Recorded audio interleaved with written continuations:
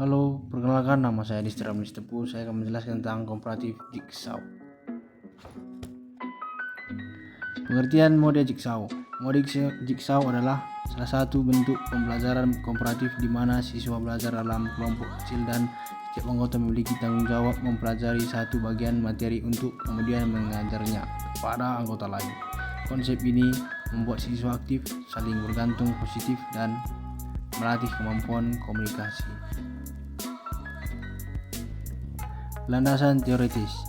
Model jigsaw didasarkan pada teori 1. Interpretasi sosial. Siswa saling bergantung untuk menyelesaikan tugas. 2. Teori konstruktivisme. Pengetahuan dibangun melalui interaksi sosial. Dan yang terakhir, pembelajaran aktif. Siswa bukan hanya penerima informasi tetapi juga pengajar bagi teman-temannya. Prinsip utama model jigsaw. 1. Tanggung jawab individu dan kelompok. Setiap anggota harus menguasai materi agar kelompok berhasil. 2. Saling ketergantungan positif. Setiap siswa memegang informasi unik yang dibutuhkan kelompok. 3. Interaksi tatap muka. Diskusi dan pertukaran ide berlangsung secara langsung. Dan yang terakhir, keterampilan sosial, komunikasi, kerjasama, dan manajemen konflik. Langkah-langkah mode jigsaw. Membentuk kelompok asal atau home group. Guru membagi siswa menjadi beberapa kelompok kecil beranggotakan 4-6 orang. Membagi materi.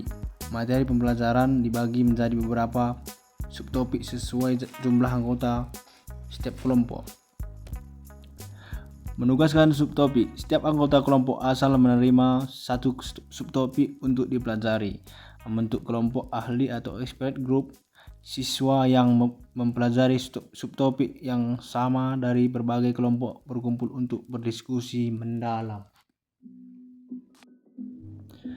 Diskusi di kelompok ahli. Anggota kelompok ahli mendiskusikan subtopiknya, membuat catatan, dan menyiapkan strategi mengajar kembali ke kelompok asal.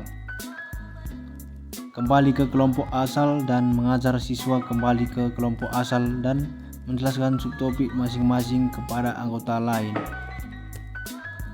Kelebihan mode jigsaw. 1. Meningkatkan partisipasi aktif siswa. 2. Mengembangkan keterampilan komunikasi dan kerjasama. Dan yang ketiga, menumbuhkan tanggung jawab individu dan kelompok. Dan yang terakhir, memperkuat pemahaman karena siswa mengajar kembali kepada temannya. Kekurangan mode jigsaw. 1. Membutuhkan waktu yang lebih lama.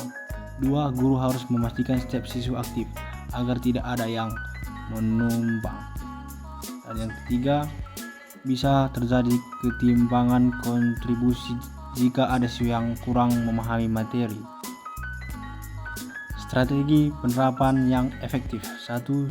Siapkan materi yang seimbang agar setiap subtopik memiliki tingkat kesulitan yang sama. 2. Berikan panduan tertulis untuk setiap subtopik agar siswa punya pegangan saat menjelaskan. Yang ketiga, awasi kelompok ahli dan asal untuk memastikan interaksi berjalan baik. Dan yang terakhir, menggunakan penilaian individu dan kelompok agar semua anggota bertanggung jawab. Jadi sekian penjelasan dari saya.